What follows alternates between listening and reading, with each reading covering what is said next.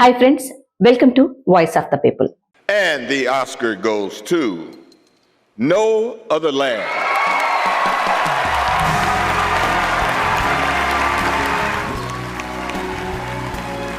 చూసారుగా, పాలస్తీనాకు తొలిసారిగా దక్కిన ఆస్కార్ అవార్డది.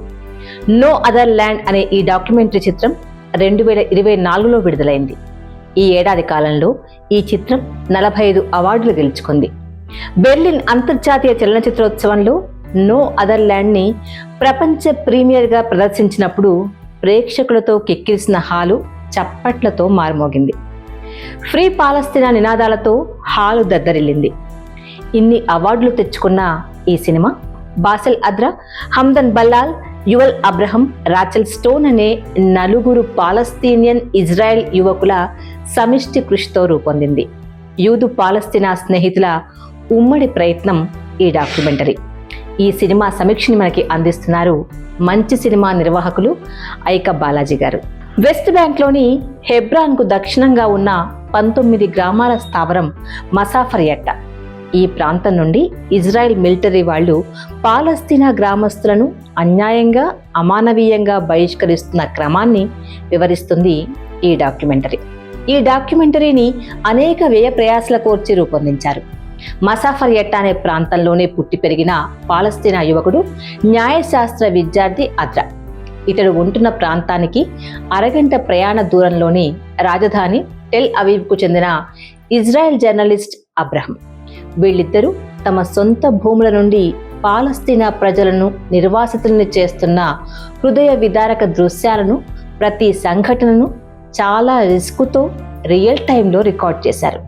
సోషల్ మీడియా ద్వారా వ్యాప్తి చేస్తూ అంతర్జాతీయ మీడియా ద్వారా ప్రపంచానికి తెలియజేస్తున్నారు. ఇజ్రాయెల్ సైన్యం, దానితో అనుబంధంగా పనిచేసే ఫాసిస్ట్ సెక్టర్ మిలీషియాల దూకుడు చర్యల నుండి తమను తాము రక్షించుకోవడం వారి రోజువారీ సాహస చర్య. వారి స్నేహితులు, బంధువులు వారు షూటింగ్ చేసిన ఫుటేజ్ని దాచి సహకరిస్తున్నారు. ఈ దుస్సాహస చర్యలతోనే ఈ డాక్యుమెంటరీ తయారైంది. పాలస్తీనా ప్రజలు ఎప్పటి నుండో ఆ గ్రామాల్లో ఉంటున్నారు. కానీ ఇజ్రాయెల్ ప్రభుత్వం ఆ ప్రాంతంలో మిలిటరీ శిక్షణా కేంద్రం ఏర్పాటు చేస్తున్నట్టు ఒక ప్రకటన జారీ చేసి అన్యాయంగా వారి ఇళ్లను బుల్డోజర్లతో నేలమట్టం చేస్తోంది. కోర్టులో న్యాయ పోరాటం చేద్దామన్నా ఆ కోర్టులు కూడా ఇజ్రాయెల్ ప్రభుత్వానివే. పాలస్తీనా వెస్ట్ బ్యాంక్ మొత్తం మీద జరుగుతున్న తతంగమే ఇది. తొలగింపు చర్యలను వ్యతిరేకించే ఎవరినైనా దయాదాక్షిణ్యాలు లేకుండా ఇజ్రాయెల్ సైన్యం హాని చేస్తుంది. అద్రా పినతండ్రి కుమారుడు అటువంటి దాడిలో బతికి బయటపడిన పక్షపాతానికి గురై మంచాన పడ్డాడు. వాళ్ళుంటున్న ఇంటిని ప్రభుత్వం పడగొట్టేస్తే ఆ కుటుంబం అంతా ఓ గుహలో తలదాచుకుంది. అతను నేలపై ఒక పరుపు మీద పడుకునుంటే అతడి తల్లి కంట్లో ఒత్తులేసుకుని అతన్ని పగలు రాత్రి కాపలా కాస్తోంది. ఆ యువకుడి దుస్థితిని చూసిన అతని స్నేహితులు, గ్రామస్తులు నిరసనలు తెలియజేస్తూ మిలిటరీ వాళ్లతో ఘర్షణలకు దిగుతారు. ఆయనకు కనీస వైద్య సహాయం అందించమని కోరుతారు. ఆసుపత్రులు దగ్గరలో లేవు. ఆ కుటుంబము, వాళ్ల ఇల్లు ధ్వంసమయ్యాయి. ఈ సినిమా షూటింగ్ ముగిసిన కొన్నాళ్లకు ఆ కుర్రాడు చనిపోయాడు అన్న వార్త సినిమా ఆఖర్లో తెరపై మనకు చూపించారు. బహుశా బుల్డోజర్తో సాధించదగ్గ క్రూరత్వాన్ని ప్రపంచానికి ఇజ్రాయెల్ పరిచయం చేసిందని మనకు అనిపిస్తుంది. ఇళ్ళు, ఫర్నిచర్లు, దీపాలు, విద్యుత్ పరికరాలు, విద్యుత్ సరఫరా స్తంభాలు, బాత్రూంలు, గొర్రెలు, కోళ్ల షెడ్లు, రోడ్లు అన్నింటినీ నాశనం చేస్తూ మంచినీటి పైపుల్ని రంపాలతో కోసేస్తూ నూతిలోని నీటిలో సిమెంటు కుమ్మరించేస్తూ ఆ ప్రాంతంలో మానవ మనుగడకు తావివ్వని విధంగా అన్యాయానికి ఒడిగడుతున్నారు ఇజ్రాయెల్ దుండగులు. మాకు బ్రతకడానికి మరో నేల లేదు అని ఓ ముసలమ్మ చేసే ఆర్తనాదమే ఈ సినిమాకు టైటిల్గా ఎంపిక చేశారు.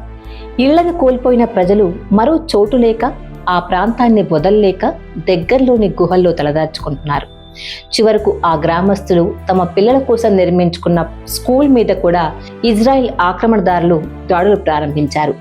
ఆ దృశ్యాలు సోషల్ మీడియాలో, అంతర్జాతీయ మీడియాలో వైరల్ అయ్యాక ఓ రోజు మాజీ లేబర్ పార్టీ నాయకుడు, బ్రిటిష్ ప్రధానమంత్రి టోనీ బ్లేర్ ఆ ప్రాంతాన్ని, ఆ స్కూల్ని సందర్శిస్తాడు. అతడు గ్రామస్తులతో మాట్లాడతాడు. అతడి సందర్శన ముగిసిన 3 రోజుల వరకు సైనిక చర్యలు ఆగుతాయి. ఆ తర్వాత భారీ బలగాలు ఆ స్కూల్పై దాడి చేసి క్లాస్లో చదువుకుంటున్న పిల్లలను బయటకు గెంటేసి స్కూల్ను బుల్డోజర్తో కూల్చేస్తారు. స్కూల్ను కూల్చేస్తుండగా ఆ గదుల్లోని పుస్తకాలను, స్కూల్ సామాగ్రిని దక్కించుకొని పారిపోతారు స్కూల్ పిల్లలు. ఈ దృశ్యం చూస్తున్నప్పుడు ఇటీవల మన దేశంలో కనిపించిన ఒక దృశ్యం మన కళ్ళ ముందు కదలాడుతుంది.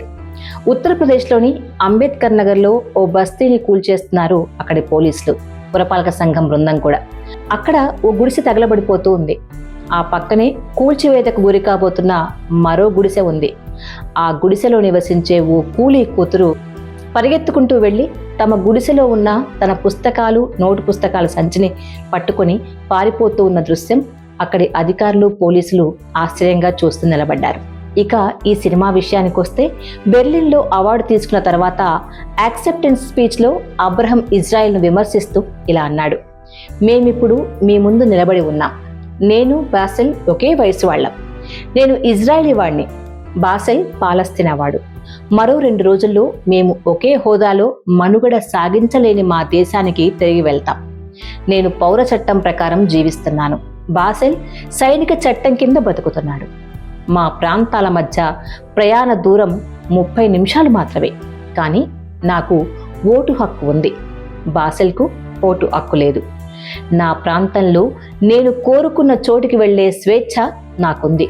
కానీ బాసెల్ మిలియన్ల మంది పాలస్తీనియన్ల ఆక్రమిత వెస్ట్ బ్యాంక్లో బందీగా ఉన్నాడు.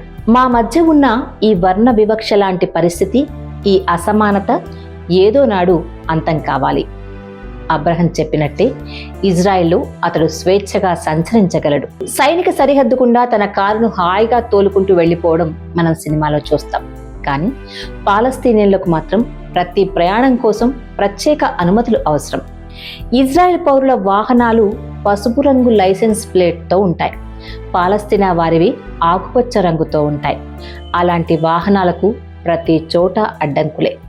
పాలస్తీనియన్లు, యూదులు శాంతియుత సహజీవనం సాగించాలి అంటూ బాసెల్ అద్రా తన స్నేహితులతో పాటు ఒక ప్రదర్శన ఏర్పాటు చేశాడు.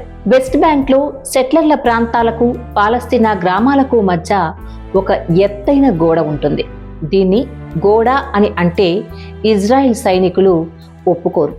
భద్రతా కంచె అని మాత్రమే పిలుస్తారు.